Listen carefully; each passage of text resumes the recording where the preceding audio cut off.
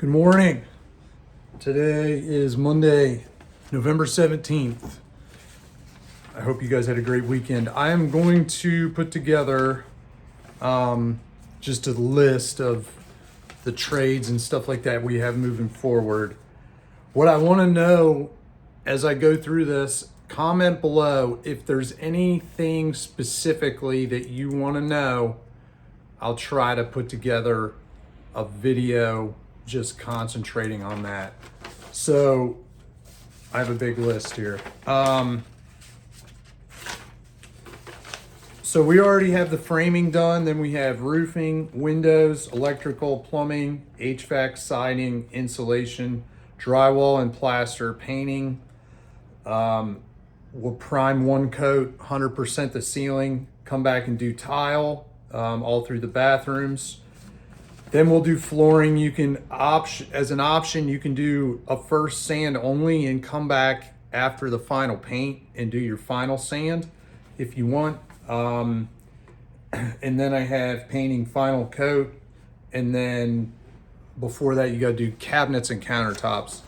So some of the stuff that we're doing that's, I feel like, specific to this property because it is a two-family, we are going to do a gas meter split. So we're gonna have like two hot water heaters. The hot water or the water will be split on the hot side, obviously off of that.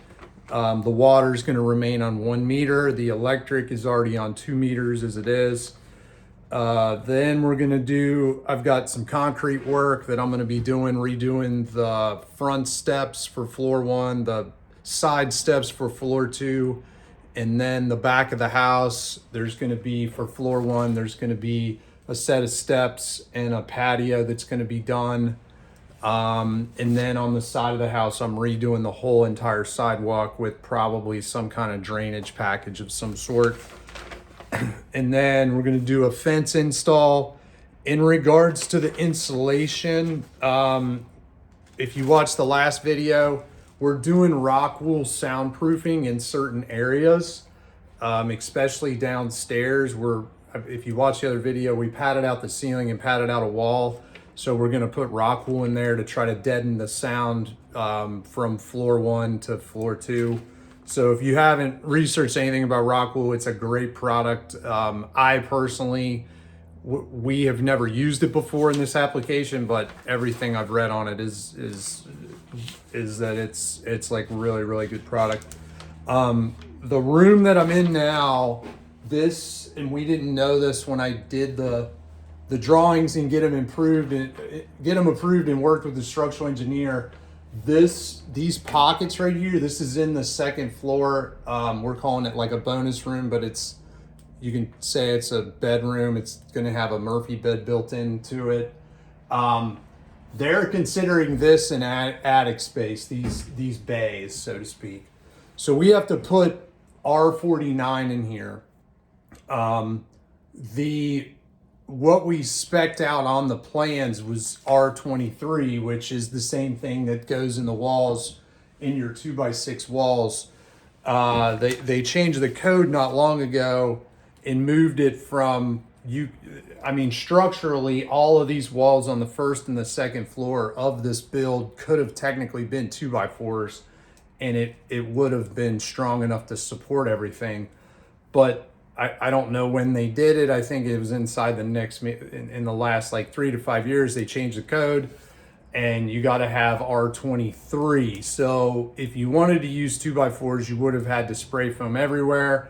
But we just moved to 2x6s, and that'll allow us to put R23 in. We're going to use rock wool again with that, with some kind of vapor barrier on this face here,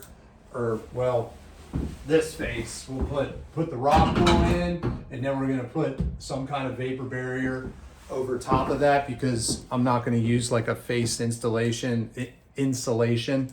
But like I said, so more than likely some kind of spray foam, R49. It's got to be put on in, like, from what I heard, it's got to go down in like 3 layers. So they like come in and they'll spray this corners like this and let that kind of set up.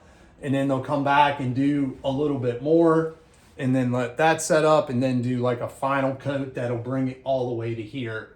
So anyway, if you want to know more about that, I mean, I'm not the biggest fan of spray foam. I won't get into the reasons why, but I feel like in this situation, we don't really have a choice to achieve the R49. And in reality, in this application, I don't really have a problem with it. Where I have problems with it is inside of metal buildings where a lot of people think that it's doesn't mess with things being plumb and the structural integrities of different things with panels, and there's so much pressure that it can mess with like rackings of buildings and stuff. But like I said, I don't really want to get too far in the weeds with that. So let's move on. So anyway, there's going to be a pocket door installed just off of this room that we're going to put in. We're going to have hardwood flooring in certain areas of this that we're going to strip down and refinish, and then I think we're going to do some install in certain areas.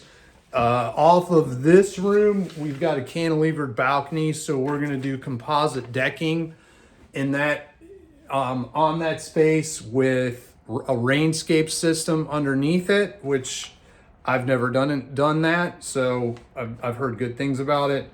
And also out there, we're going to install Westbury handrails. So I've done those before on my concrete builds for people. I love the product. It's great.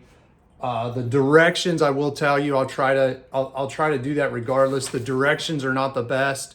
There's a lot of small little things after you do them a couple times that might be able to help you guys if you're, never done it before, never been around the product. But once you've done it a couple times, it's a tremendous product. I mean, I've got those handrails on certain clients going on 3 to 4 years, and it holds up. It's a great product. It's powder coated aluminum. It's never going to rust. The post bases are rock solid.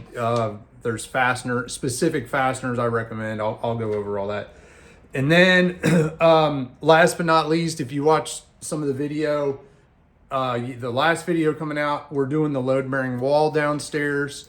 We're probably going to do, I can do some videos about that. My structural engineer came over, I think it was yesterday, it was Sunday, so Saturday, and we got a game plan of how we're going to do that. So I'll get some videos on that. But anyway, I'm at 8 minutes, so I wanted to keep it under 10.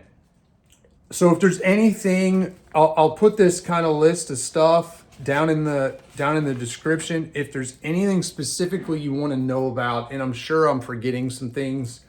I know that there's going to be, Gina, my lovely wife, is going to have different, decorations in here and there and how certain things are going to look. And we can kind of dive into that as she gets involved with some of it.